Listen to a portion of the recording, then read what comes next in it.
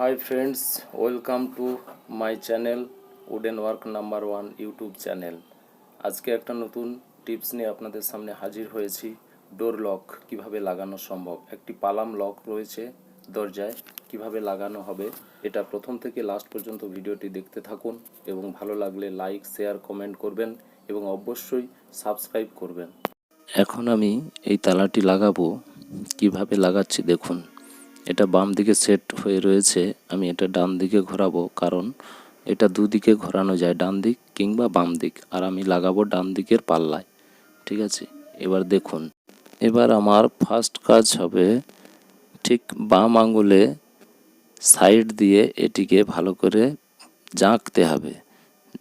জাঁকিয়ে এবারে ডান হাত দিয়ে উপরের এই অংশটিকে উপর দিকে তুলতে হবে, তুলে বাম হাতে প্রেস দিয়ে মাঝের অংশে নিয়ে আসতে হবে। এই মাঝের গ্যাপটিতে নিয়ে এসে এবার ডান দিকে ঘোরাতে হবে। ঠিক আছে, কারণ এটা বাম দিকে রয়েছে, আমি ডান দিক লাগাবো, তাহলে এইভাবে করে ডান দিকে নিয়ে আসতে হবে। এই হলো, এবার এটা ডান দিক হয়ে। এবার আমাদের নেক্সট কাজ হবে পুরো পাল্লাটা যা লম্বা রয়েছে তার মিডিল করতে হবে, এবং এই কাঠটি যতটা থিকনেস রয়েছে তার অর্ধেক করে নিতে হবে। ঠিক আছে, এর পরবর্তী অংশ আমাদের এই লকটিকে পাশে রেখে একটা দাগ নিতে হবে। ঠিক আছে, এবার এর সাথে সাথে ওপর এবং নিচ এবং লকটা যতখানি রয়েছে ততখানি আমি দাগ করে নিয়েছি, দেখে নিন। ঠিক আছে, এরপর পরবর্তী অংশ এটা দেখে নিতে হবে ফিতাতে কতটা অংশ রয়েছে। এটা 5 সুতা অর্থাৎ 5/8। এই 5/8 দাগটা কুরশুতের মাধ্যমে নিয়ে দুপাশে পটি রেখে মিডিল অংশকে 5 সুতা নিতে হবে। জাস্ট এরকম করে দেখে নিতে হবে দাগটা ঠিক আছে কি না। ঠিক আছে,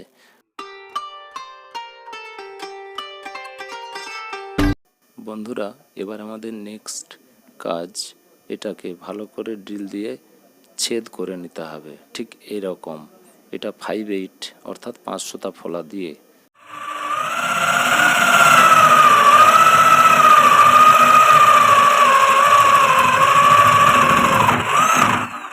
এবারে আমাদের নেক্সট কাজ হবে বাটালি দিয়ে ভালো করে এটাকে ছাড়িয়ে নিতে হবে।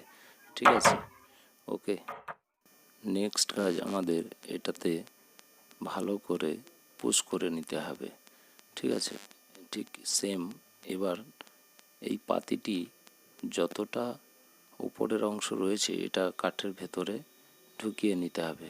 এবার আমি দাগ দিয়ে নিচ্ছি এই বাড়তি অংশটা। এরপর এটা আমি বাটালি দিয়ে ভালো করে ছাড়িয়ে নিচ্ছি। বন্ধুরা, ভিডিওটি ভালো লাগলে অবশ্যই লাইক করবেন, শেয়ার করবেন এবং সাবস্ক্রাইব করবেন। পাশে থাকা বেল আইকনটি অবশ্যই প্রেস করবেন, কেননা আমার নতুন নতুন ভিডিও আপনাদের কাছে সবার আগে পৌঁছে যাবে। এরপর এটা আমি ভেতরে এই লকটি ভালো করে ঢুকিয়ে নেব, এবং দেখুন এটা কত সুন্দরভাবে সেটিং হয়ে গেল। ঠিক আছে, এবার এটা ভালো করে স্ক্রু দাগ দিয়ে রেখে দিলাম। এবার পাশে এই লকটিকে রেখে দুটো ছিদ্রের জন্য দাগ করে নিতে হবে, একটা হ্যান্ডেলের ছিদ্র, একটা চাবিতলা। ঠিক আছে, এবার বাম সাইড হয়ে গেল, এবার ডান সাইড, দুটো সাইডে এই দাগটি দিয়ে নিতে হবে। এবারে ড্রিল দিয়ে 1/2 ইঞ্চি ফল দিয়ে এটাকে ছাঁদা করতে হবে। ঠিক আছে, এই ছিদ্রটি হয়ে গেলে এবার নিচের অংশ ছিদ্রটি করতে হবে, একটা বাম সাইড এবং ডান সাইড দুদিক দিয়ে ছাঁদা করলে খুব সুন্দর হয়, তাহলে কাঠটি ফেটে যাওয়ার সম্ভাবনা থাকে না। তাই আমি দুদিক দিয়ে ছেদ করে নিলাম।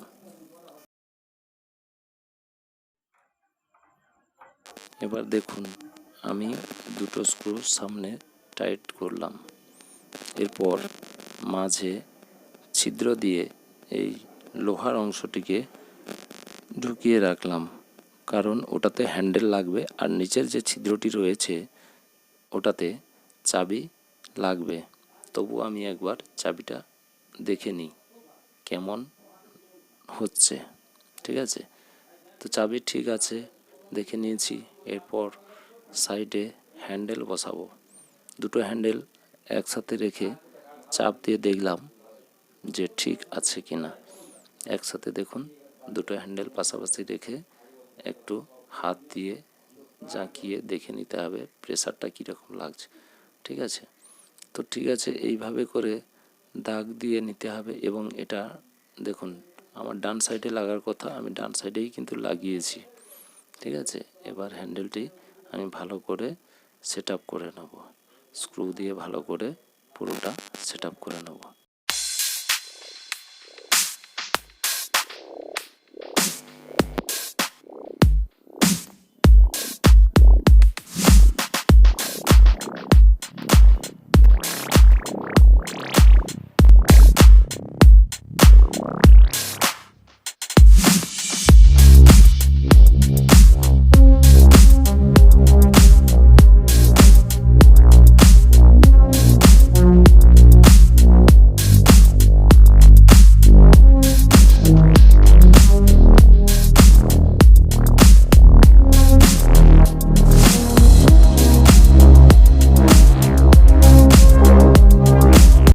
চলুন এবার ফ্রেমের ওপর এটাকে দাগ নিয়ে ভালো করে ছেদ করে পাল্লাটা সেটিং করে নেই।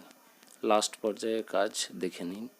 এবার ফ্রেমের উপর আমি একটা হ্যান্ডেল লক এবং চাবি লক দুটো আছে পাশাপাশি, এটাতে আমি দাগ করে নিচ্ছি। ওকে,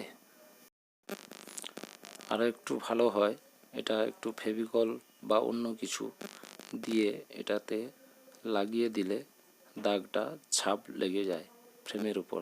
সেই জন্য আমি এই ফেভিকল একটু দিয়ে লকের উপর দাগ নিয়ে নিলাম। এরপর লকটিকে হালকা প্রেসার করে দাগটা ছাপ নিয়ে নেব ফ্রেমের উপর।